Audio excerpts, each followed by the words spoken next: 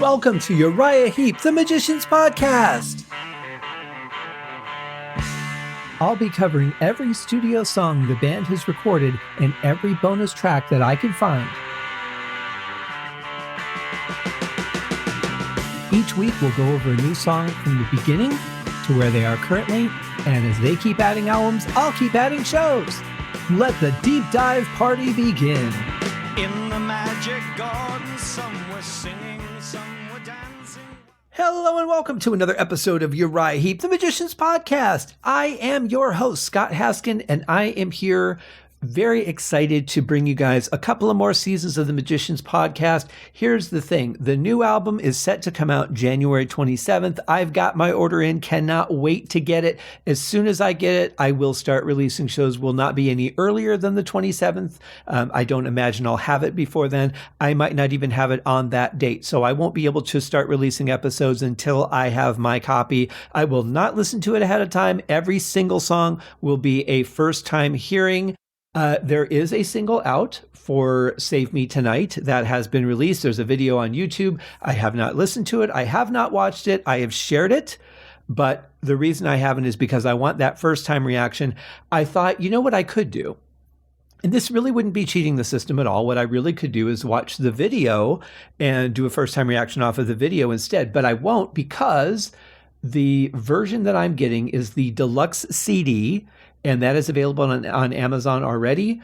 And it has two versions of Save Me Tonight. So, of course, that would be the one song that has two versions. So I thought, well, I could do a review of the one and then forget half the things by the time I get to the second part in a month or so when I do that recording. So that wasn't going to work. So better just wait and, be strong and not listen to the song. And I actually don't really like to listen to single releases out of the context of the album, because when you go to listen to the whole album and you're hearing things for the first or second or third time, then you've heard this other song 14 or 15 times, and now it's like, well, I've heard that, and now it's out of context with the rest of the album. So that's just me. I really struggled with that when Deep Purple's Whoosh came out, and I fought it as long as I could. And before the album came out, I was privileged enough to be on a Zoom with guitar player Steve Morse. And so I knew he was going to be playing some stuff from those singles, and I thought, well, I'm going to have to listen to them. And so I broke down and did, but I held out as long as I could.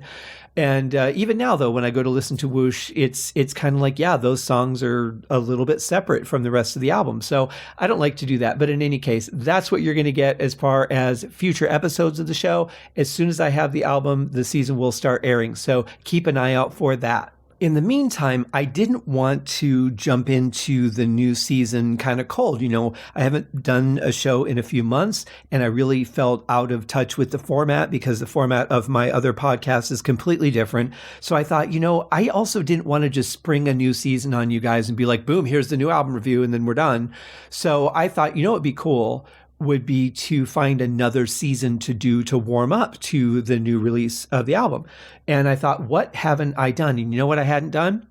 I had 10 songs that I reviewed with guests. And when you're working with a guest, there's a lot more to pay attention to. You get a little bit more distracted from the song because you have, your guest to talk to. They're going to chime in their feedback. You might forget to mention something that was on your mind, or they might have pointed something out and you're like, oh yeah. And then because of that, you forgot something else. So it's a little bit different when you're reviewing with other people. So I thought it would be a great warm up to the release of the new album to do a season of all the songs that I had guests on to do reviews by myself. And it'd be nice to just revisit some of those songs and then, familiarize myself with the format and all. So that's why I'm doing this season. Really excited about it. There are 10 songs that I had guests on, and they were fun. They were a lot of fun. A lot of those turned into episodes I had to break into smaller chunks because the conversations went really well. And that's not uncommon when you have that. Some of my interviews end up being broken up into 3 or 4 episodes on my other show just because the conversation's going really well. So in this case, here's what we've got. We're starting with Easy Livin'. We're just going to go chronologically. That was the very first song. My friend John Matola from the Deep Purple podcast was the guest on that show. Had a great conversation, and we dug into Easy Livin'. But today I'm going to do it by myself. But first, a couple of things. I'll go into more of this after I do the song review. But I just wanted to touch base a little bit on some changes that have gone on with the Deep Dive Podcast Network, because we've had new shows come on that I haven't had a chance to introduce onto the Magicians Podcast, and we've had some changes on some of the existing shows. So I thought it would be a good idea to give you guys a quick rundown of that before I start the review. And here we go. We've still got Terry T-Bone Mathley at T-Bone's Prime Cuts on the other side. Nate and John over at the Deep Purple Podcast. The Simple Man at Skinnerd Reconsidered. We're still waiting for that last season. The Rye over at Sabbath Bloody Podcast. We have Paul, Joe, and David at In the Lap of the Pods, our Queen podcast. Andy and Matt over at Hawk Binge, our Hawkwind podcast. They were a band I had never even heard of until this podcast came out. Really interesting stuff. We have Eric and Jonathan at Maiden A to Z Pod, Iron Maiden, of course. We have Daniel and Josh at the Diary of the Madmen, the Ultimate Aussie podcast. We have Ben and Sam at Universally Speaking, the Red Hot Chili Peppers podcast. A change in the Judas Priest podcast. It is now called Judas Priest Cast, and our hosts are now George and Hattie. So welcome, Hattie, to the foray. And I've enjoyed the first couple of episodes that have dropped. I'm recording this about a month or so, maybe a month and a half in advance of when this is going to air. So a few more episodes will have dropped by that time, I hope. We have Mark Kameyer and Corey Morissette at And the Podcast Will Rock, which is a Van Halen podcast. And we have the Backtracks Aerosmith Revisited podcast, which has had a change. It is John Mariano, Corey Morissette, and now myself. I have been added as a co-host to that podcast. Very excited to work with these guys. I've been working with them for a while. We tape about 2 months ahead, so it was a long time before my episodes started coming out.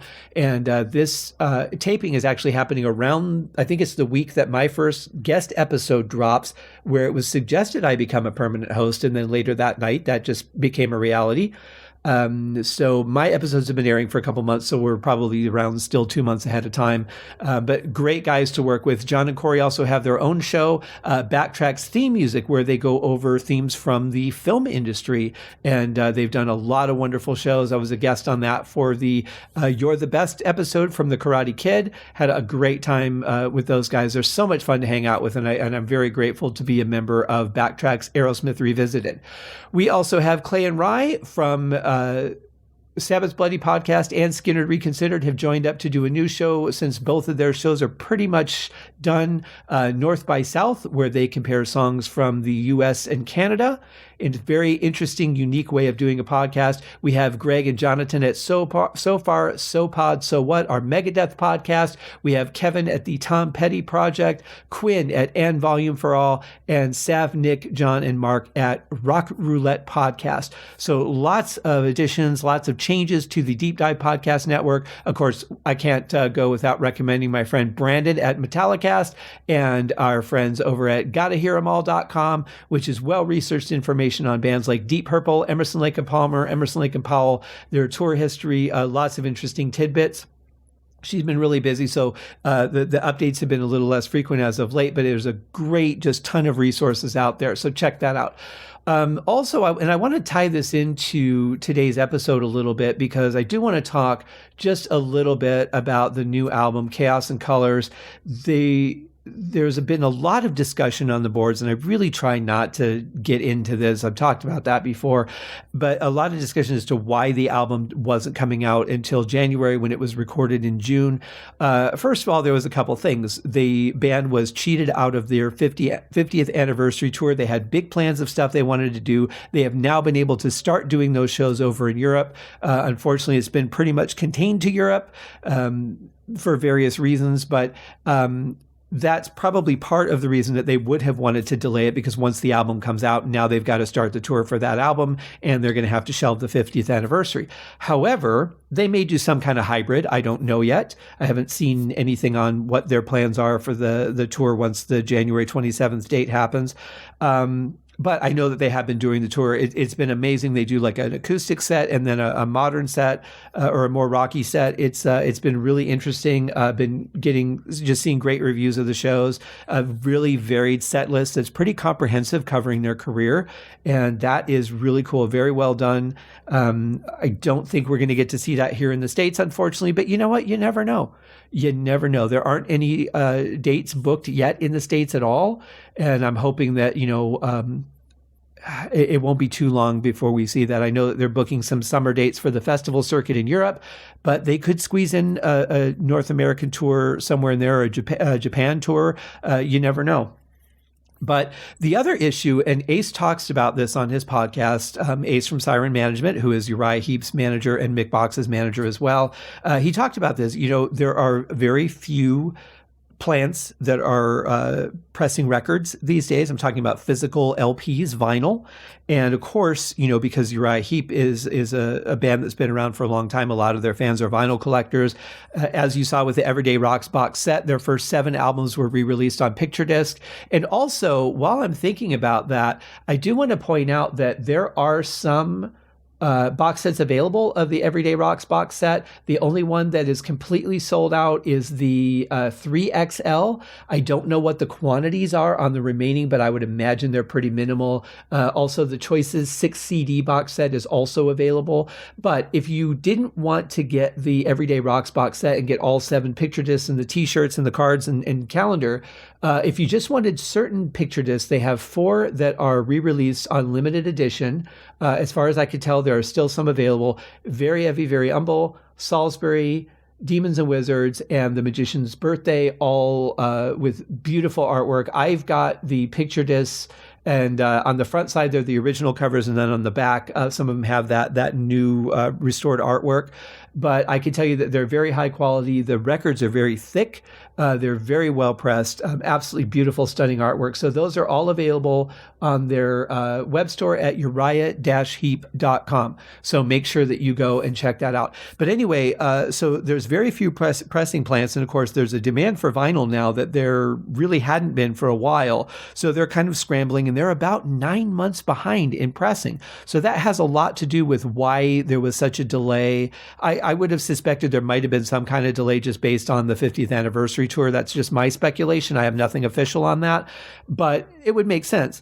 They certainly had big plans, and they have really carried them out to the hilt. If you've seen the set lists or any of the footage, pretty amazing. I don't suspect that they're going to play any of the songs off of the new album, probably until the release. And I would say, it looks like a lot of bands are not doing that ahead of their release. They might work in the new single, but that would probably be about it, because as soon as you play something live, it's on YouTube in minutes, especially if it's a song that no one knows. They want to be the first ones to get it on YouTube. So, they're uploaded within minutes, and bands can't enjoy that, the power of the release day. So a lot of bands that they would write songs in the tour bus and play them in the show that night, or rough versions of those songs, are no longer doing that simply because everybody's filming. So I would suspect that you probably won't hear anything new until the album comes out, but you never know. And now that the single's out, they may work that in. I don't know. But in any case, I know that their tour season slowed down to the end of the year and would probably gear up for the album release. And then, whatever plans they have after that. But I'm sure there will be more touring. I know that they've got the festivals, like I said. So between those two things, that's why we're looking at January 27th, but just grateful it is finally coming out and that they're back playing. The band had been struck with COVID at various times and had to cancel shows. There were issues with promoters that had to cancel shows. So it's been a real rocky rock and roll tour, for sure. But, they persevere, and they're out there doing their thing. So let's get into Easy Livin', the wonderful hit song, one of their most known songs off of the album Demons and Wizards. And just to give a quick referral on who the cast is, on lead vocals, we've got David Byron. On guitar, we've got Mick Box. On bass, we've got Gary Thain. On drums, Lee Kerslake, his first album with the band. And on keys, we have Ken Hensley. Here is some Easy Livin'.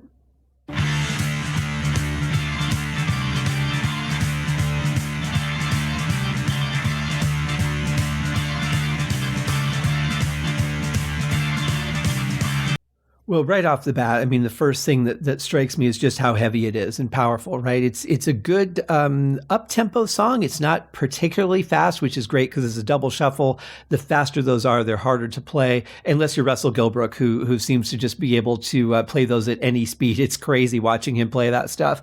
But, back here in the early 70s, it's got a good heavy sound to it. The guitar sounds really nice and thick and distorted. The Hammond is just rocking. Got some good distortion on it as well. Bass line is pumping. The drums are playing that double shuffle, which means that you don't get as hard of a hit on the snare, but you could still bring in some power, which Lee Kerslake is definitely doing here. I love this song. There's no way that I can't hear these first few seconds of the song and feel anything but excited. I can't wait to hear the rest. This is a thing I've never known before. It's called easy living. This is a place I've never seen before, and I've been forgiven. Easy living, and I've been forgiven since you've taken your place in my heart. And vocally, top performance. I mean, top of his game for sure. Love the backing vocals, a really nice range of pitches that really thicken the song up. Just absolute perfection in performance. What I love about this song too is just the beauty and simplicity. This isn't a particularly technical song, but it has just a great feel to it. It's one of those kind of, freight train songs where you just get on the train and the train takes off and you're going to ride the train until the end. You're not going to want to get off. You're not going to pull the thing to alert the conductor. You're just going to keep going down the track with it because it just takes you on the ride. And I love it.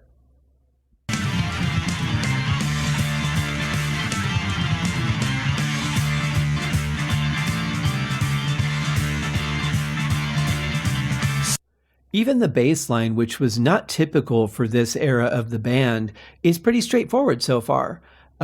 It's nice. It grooves along with the song. He's keeping up with the shuffle perfectly, really locked in with Lee Kerslake. But it's interesting that we aren't hearing kind of notes all over the place as we're really used to with this band. But there are some songs that they did that were very straightforward, and nothing wrong with that at all.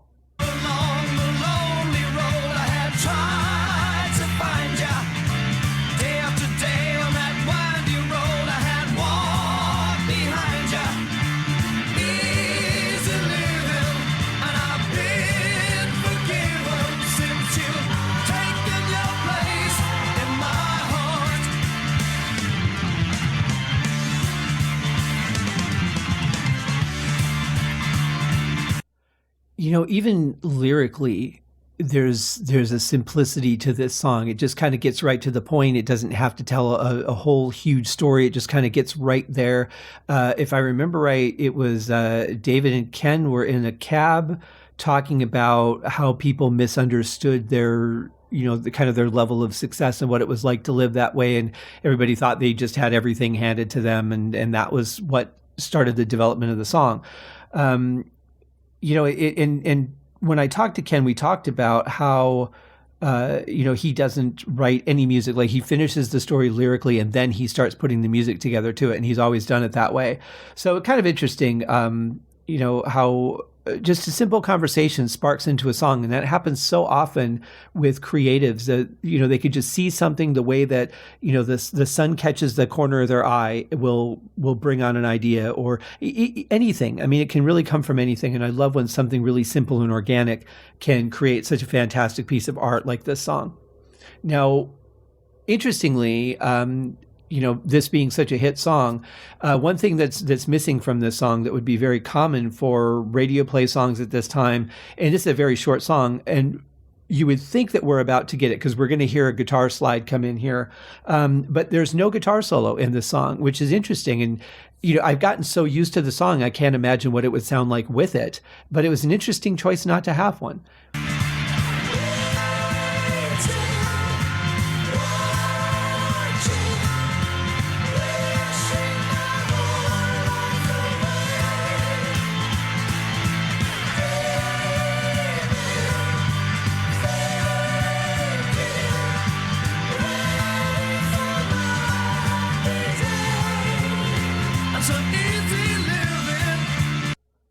I I'll tell you, this song is such a work of art. And even though, this is a song that's really well known, it really does show off the talent of the band, doesn't it? I mean, it shows to an extent their musical prowess. I mean, they can keep the groove going. It's interesting, but again, not technical. There's not a lot of changes musically, really just this one part that we've come across.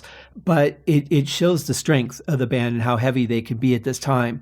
It doesn't really show their virtuosity as musicians because, again, it's just not that kind of a song. It's very straightforward, beautiful for radio playability. But this section I do love because it really shows what they can do vocally. I also love the addition of the tubular bells. I think that's a really nice addition for this section. And if you noticed when there's a break in the lyrics, the one line that there's a space where there's no, where they take the vocal break, there's also no tubular bell hit there, which is kind of interesting. I like that they didn't put it in there. So it's only on the vocal lines, which is pretty cool, actually.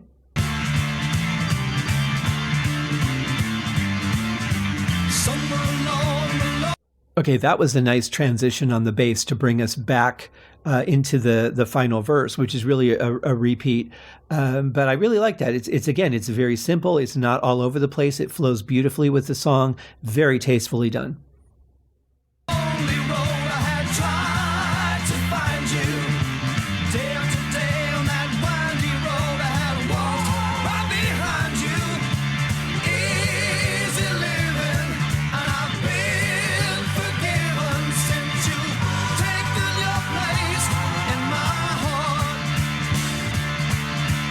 I love that that comes in the background because it comes in kind of unexpected. It's at a point where you wouldn't expect something new was going to start, and it's a nice kind of contrast to the lead vocal in the chorus. I really think that was a great addition. And again, beauty and simplicity. This is just a simple thing that they put in there. It's two pitches, just and right out again.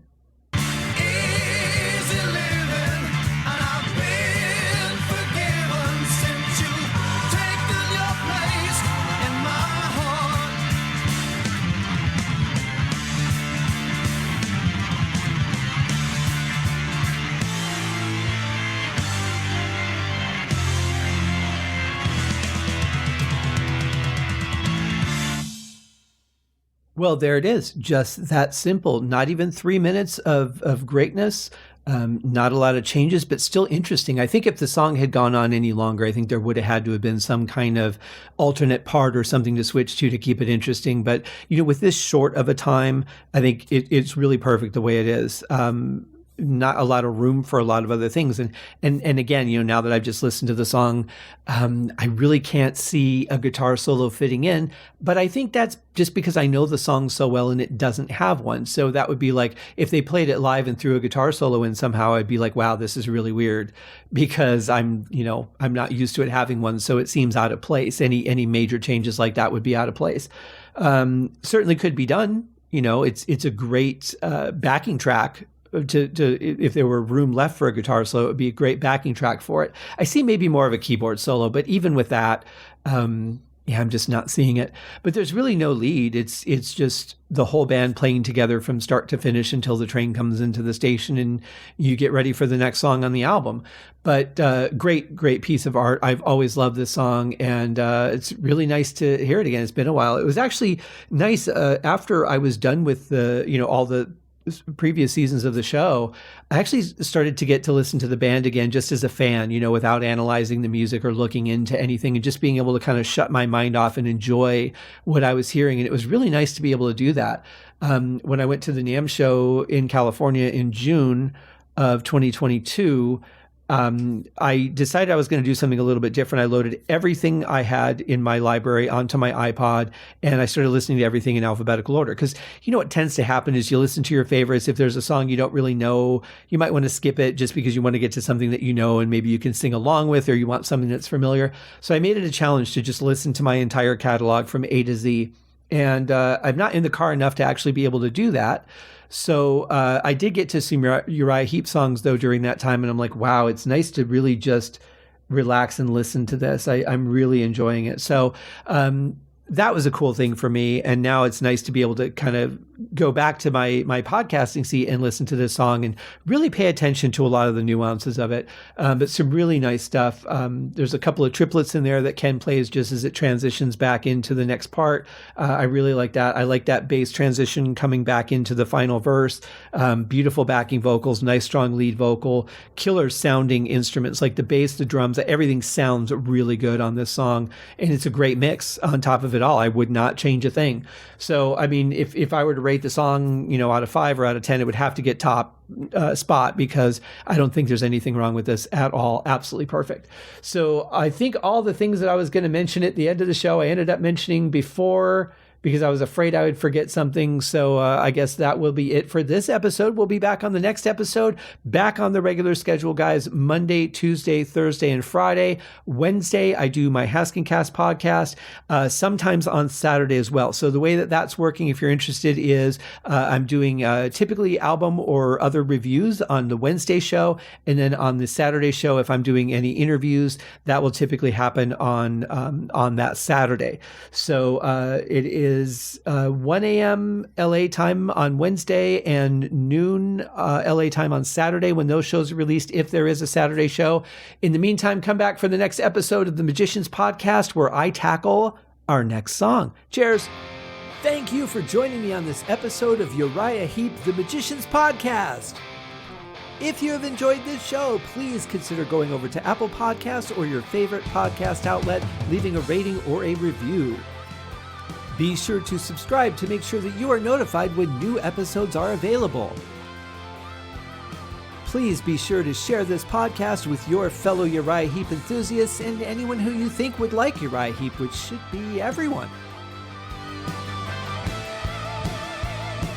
And if you are so inclined, please feel free to contribute to the Patreon account.